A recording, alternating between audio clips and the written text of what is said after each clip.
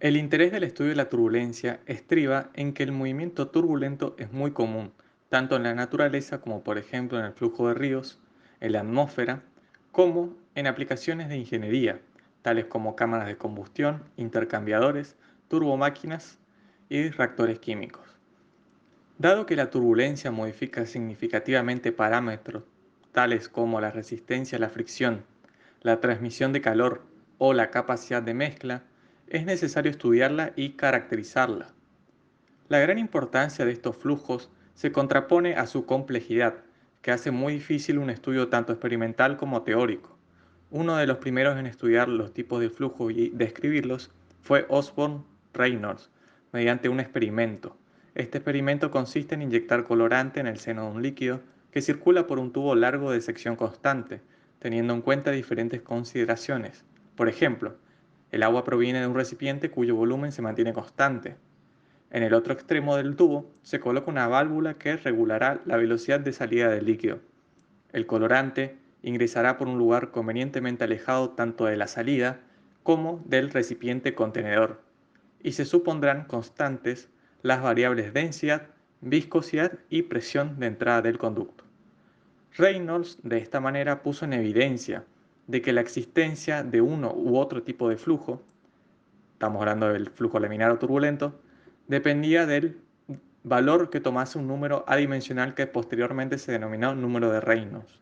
Este número de Reynolds viene representado por la siguiente ecuación, cuyos parámetros se indican en la filmina. A continuación presentamos un video donde se intenta replicar la experiencia de Reynolds. Primeramente se llena el balde con agua. Este tiene una perforación en su parte inferior donde se colocó el tubo, bien sellado a fin de no tener pérdidas. En el extremo del tubo se colocó una válvula que regula la velocidad de salida del líquido. La jeringa con el colorante se posiciona en un lugar convenientemente alejado tanto de la salida como del recipiente contenedor. Al abrirse la válvula de salida levemente para que la velocidad sea baja, puede observarse que la tinta que está siendo inyectada forma una línea de corriente bien definida, cuyo contorno muestra que solo existe una pequeña difusión en la dirección transversal debida al transporte molecular. Además, cualquier perturbación que aparezca en el flujo es amortiguada rápidamente. Aquí puede establecerse el denominado flujo laminar, cuya característica principal es justamente su movimiento en capas o láminas, resultando en una no mezcla del colorante y el agua. Una vez establecido el régimen hidráulico, se inicia el conteo con un cronómetro y se miden los tiempos en que se vacía el balde. Posteriormente se abre completamente la válvula, de modo que la velocidad del fluido sea suficientemente grande. El movimiento fluido se hace muy sensible a cualquier perturbación y éstas se amplifican rápidamente. El flujo se hace entonces muy irregular y pierde su carácter estacionario. La anchura del filamento crece rápidamente. El contorno se difumina y toma forma irregular hasta que aguas abajo se convierte en una nube de colorante. Este es, por tanto, un flujo turbulento. Para los cálculos supondremos que el balde tiene un volumen de 5 litros, el tubo un diámetro de 1,5 centímetros y que los tiempos de desagote fueron 300 segundos cuando la válvula se abrió levemente y 70 segundos cuando se abrió completamente. El experimento fue hecho a temperatura ambiente de aproximadamente 20 grados centígrados y además se supondrán constantes las variables densidad, viscosidad y presión de entrada del conducto. Primero realizamos el cálculo de los caudales y el área del conducto.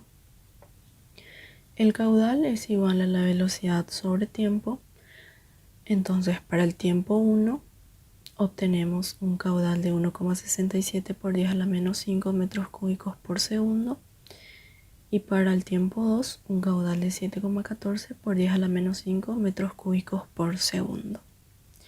Y el área del conducto tiene un valor de 1,767 por 10 a la menos 4 metros cuadrados.